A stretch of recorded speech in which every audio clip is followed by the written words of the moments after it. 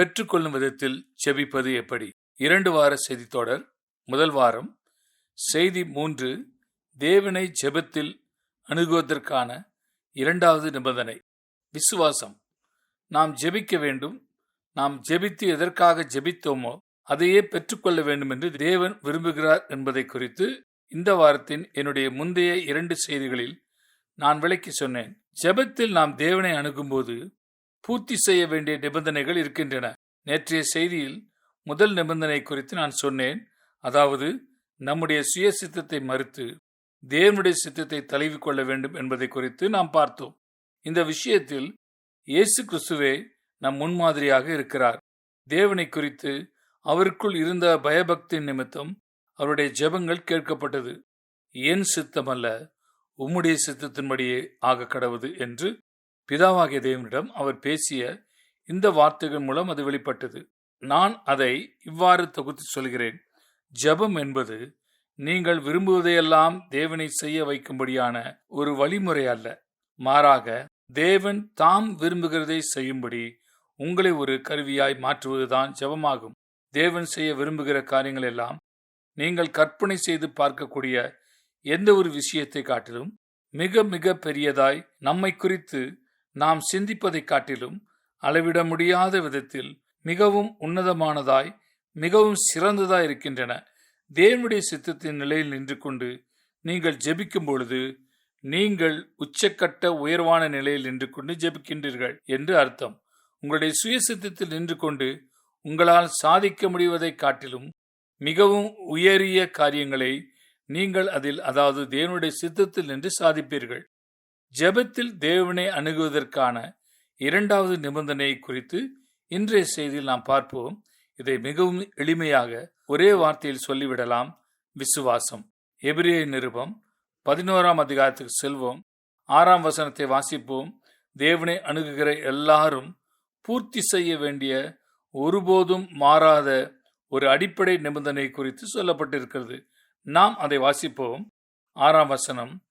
விசுவாசம் இல்லாமல் தேவனுக்கு பிரியமாயிருப்பது கூடாத காரியம். ஏனென்றால் தேவனிடத்தில் சேர்கிறவன் அவர் உண்டென்றும் அவர் தம்மை தேடுகிறவர்களுக்கு பலன் அளிக்கிறவர் என்றும் விசுவாசிக்க வேண்டும். விசுவாசம் இல்லாமல் தேவனுக்கு பிரியமாயிருப்பது கூடாத காரியம் என்பதை நாம் இங்கு கவனிக்க வேண்டும். நாம் தேவனால் ஏற்றுக்கொள்ளப்பட வேண்டும் என்றால் விசுவாசம் இன்றியமையாததாக இருக்கிறது. தேவனிடம் வருகிற ஒவ்வொருவருமே விசுவாசிக்க வேண்டும். இது தேவனுடைய ஒருபோதும் மாறாத நிபந்தனையாக இருக்கிறது. அது மட்டுமல்ல, நாம் 2 காரியங்களை விசுவாசித்தாக வேண்டும். தேவன் ஒருவர் இருக்கிறார் என்பதையும், அவரை ஜாக்கிரதையோடு ஆர்வமாய் தேடுகிறவர்களுக்கு நிச்சயமாய் பலன் கொடுக்கிறார் என்பதையும் நாம் விசுவாசிக்க வேண்டும். தேவன் ஒருவர் இருக்கிறார் என்பதை விசுவாசிப்பதில் நம்மில் பெரும்பாலானோருக்கு ஒரு பெரிய பிரச்சனையாக இருக்காது. நாம் அவ்வளவு விசுவாசித்தால் போதும், நாம் இந்த நிபந்தனையை பூர்த்தி செய்து விடுவோம் என்றால் நிலை அதுவல்ல. ஆகையால் தேவன் ஒருவர் இருக்கிறார் என்று விசுவாசித்தால் மட்டும் போதாது. தம்மை கருத்தாய் ஜாக்கிரதையாய் தேடுகிறவர்களுக்கு அவர் நிச்சயம் பலன் அளிக்கிறார் என்றும் விசுவாசிக்க வேண்டும். நீங்கள் அதை விசுவாசிக்கிறீர்களா? இதுதான் உண்மையாகவே மிக முக்கியமான ஒரு கேள்வியாக இருக்கிறது. அப்படியா? எனக்கு எந்த போதனையும் தெரியாது, நான் இறையியல் படித்ததில்லை, மத கோட்பாடுகள் எல்லாம் எனக்கு தெரியாது, இப்படிப்பட்ட விஷயங்களில் நான் கற்று தேர்ந்தவனாய் இருக்கவில்லையே என்று நீங்கள் சொல்லலாம். அப்படியா? நான் உங்களுக்கு ஒரு நற்செய்தியை வைத்திருக்கின்றேன். பிரதானமாக இந்த விசுவாசம் போதனையோ இறையியலையோ குறித்ததல்ல. இது ஒரு நபராய் தேவன் நம்மீது கொண்டிருக்கும் தைரியமாய் நம்பிக்கையாய் இருக்கிறது. இது தேவனுடைய உண்மையின் மீது வைக்கிற நம்பிக்கையாய் இருக்கிறது. அவருடைய நண்பக தன்மையின் மீது கொண்டிருக்கும் தைரியமாய் இது இருக்கிறது. நீங்கள் ஜாக்கிரதையாய் ஆர்வமுடன் தேவனை தேடுவீர்கள் என்றால் அவர் நிச்சயம் உங்களுக்கு பலன் அளிப்பார் என்று விசுவாசத்தோடு தான் நீங்கள் தேவனிடம் வர வேண்டும். உண்மையில் இதற்கு இறையியல் அறிவெல்லாம் தேவையில்லை. இது தேவனை குறித்து தனிப்பட்ட விதத்தில் உங்களுக்குள் இருக்கும் படமாக இருக்கிறது. ஆகையால் தான் தேவனை குறித்த சரியான படத்தோடு நாம் ஆரம்பிக்க வேண்டியது எவ்வளவு முக்கியம் என்று இந்த செய்தி தொடரின் ஆரம்பத்திலேயே நான் சொன்னேன். அதுதான் விசுவாசத்தை உண்டாக்குகிறது. நாம் தேவனுடைய நல் தயவின் மீது விசுவாசம் வைக்கின்றோம். நாம் அவருடைய உண்மையின் மீது விசுவாசம் வைக்கின்றோம். நாம் அவருடைய நண்பகத்தன்மையின் மீது விசுவாசம் வைக்கின்றோம். ஆகையால் தான் அதற்கு நேர் எதிரான அவிசுவாசம் பாவமாய் இருக்கிறது. வேதாகமம் இதை தெளிவாக எடுத்து சொல்கிறது.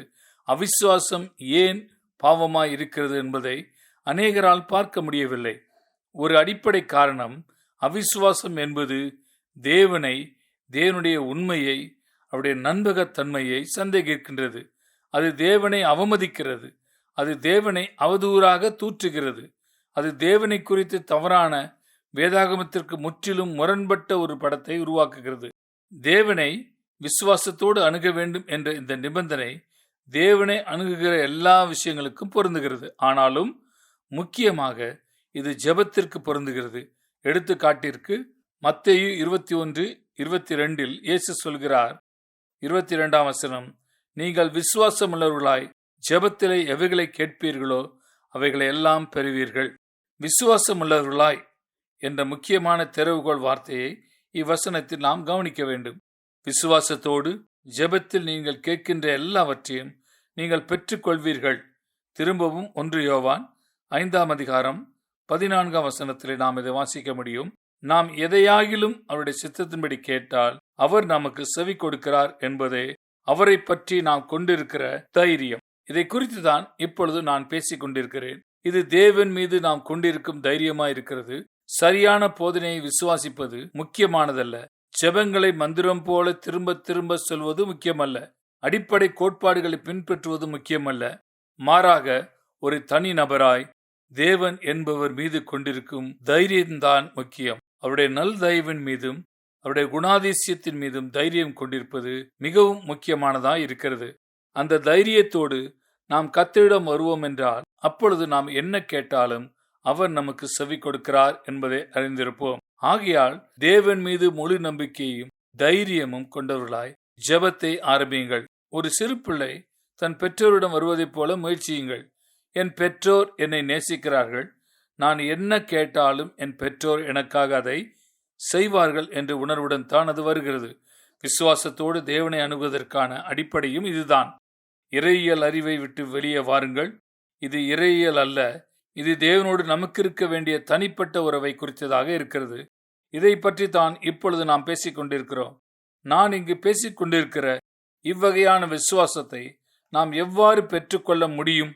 தேவனை தைரியத்துடன் அணுக செய்கிற இந்த விசுவாசத்தை எவ்வாறு பெற்றுக்கொள்ளலாம்? தேவனுக்கு நன்றி. காரணம், நாம் தேவனை விசுவாசத்தோடு அணுக வேண்டும் என்று சொல்வதோடு புதிய ஏற்பாடு நின்றுவிடவில்லை. விசுவாசம் எவ்வாறு வரும் என்பதற்கான ஒரு நடைமுறை வழியையும் அது நமக்கு எடுத்து காண்பிக்கிறது. நாம் இதை ரோமர் 10ஆம் அதிகாரம் 17ஆம் வசனத்திலே வாசிக்கின்றோம். இந்த வசனத்தை குறித்து வைத்துக் கொள்ளுங்கள். இது முக்கியமான ஒரு திறவுகோல் வசனமாக இருக்கிறது.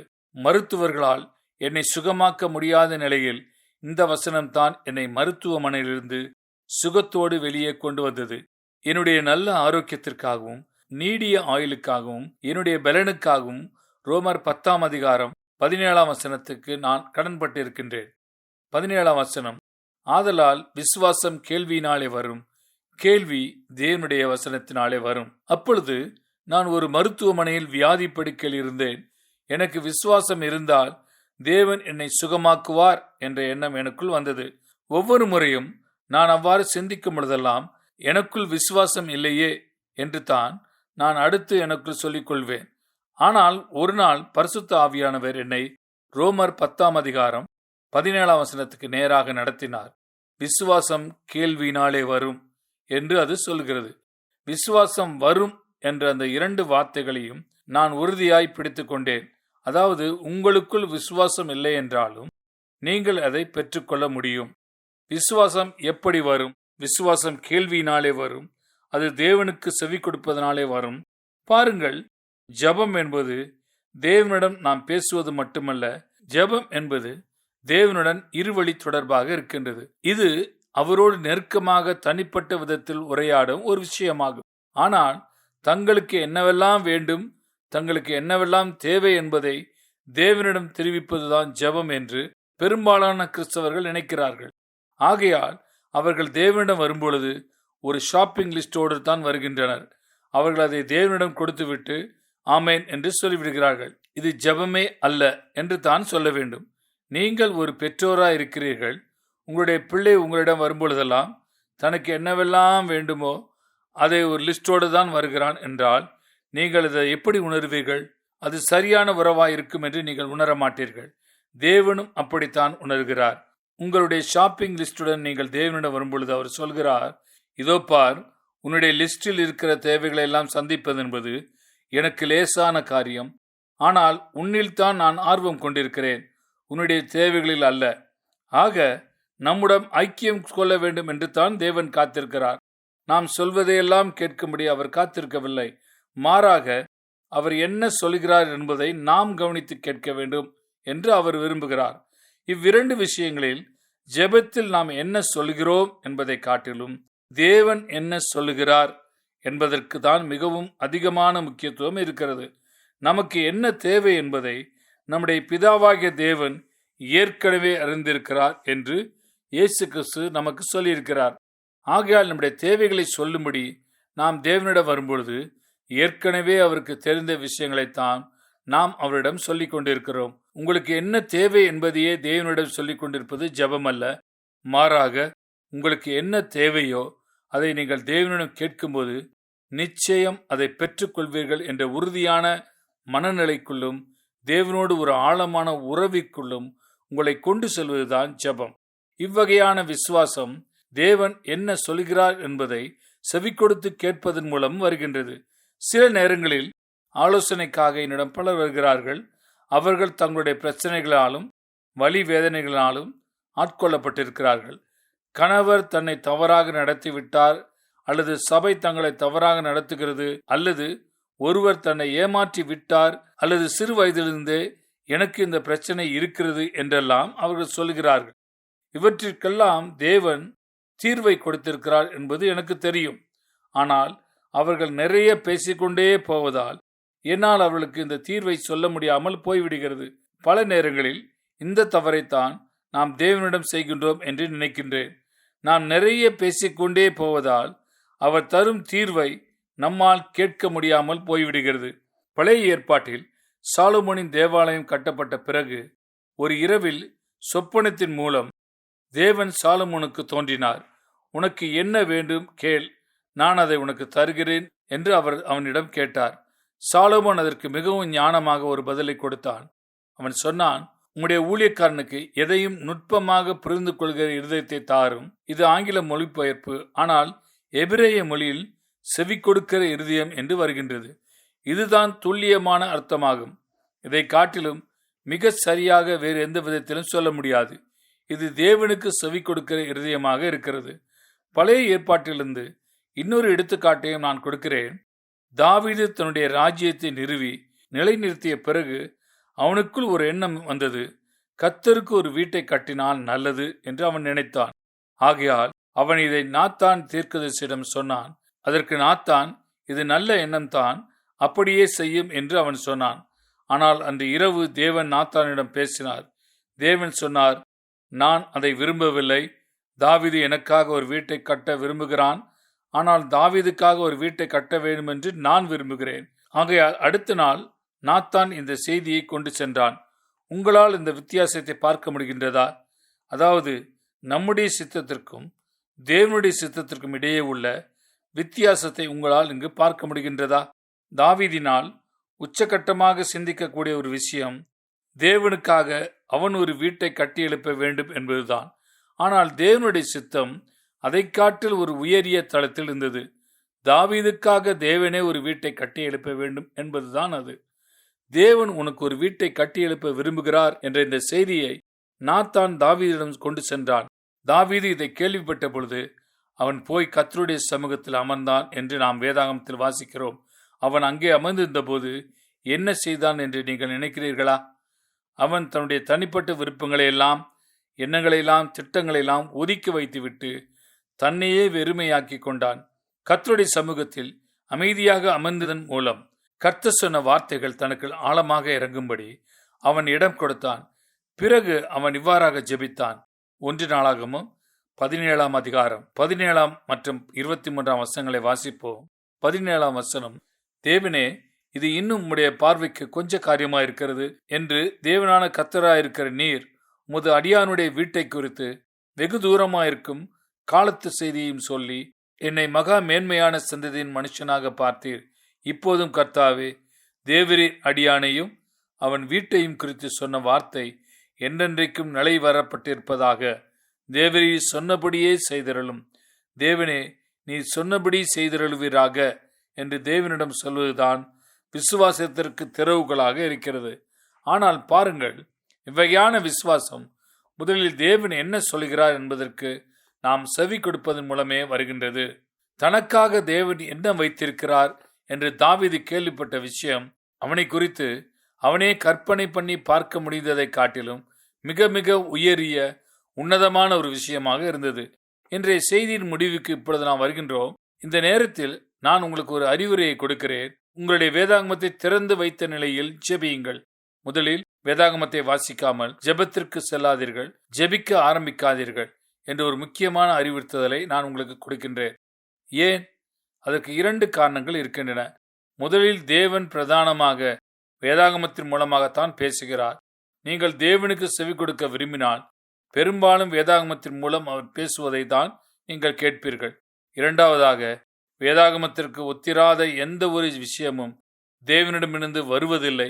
சில நேரங்களில் தேவனுடைய சத்தம் போல தங்களை காண்பித்துக் கொள்கிறவை நம்மை வஞ்சிக்கிற சத்தங்களாக இருக்கின்றன. அவை தேவனுடைய சத்தம் அல்ல. இதிலிருந்து நம்மை காத்துக்கொள்ள வேண்டுமென்றால் உங்களுடைய வேதாகமத்தை திறந்து வைத்த நிலையில் நீங்கள் ஜெபிக்க வேண்டும். நல்லது, இன்றைக்கு என்னுடைய நேரம் முடிந்துவிட்டது. நாளை திரும்பவும் இதே நேரம் நாம் சந்திப்போம். ஜெபத்தில் தேவனை அணுகுவதற்கான அடுத்த முக்கியமான நிபந்தனை குறித்து நாளை செய்தியில் நான் பிரசங்கிப்பேன். ஆமென்.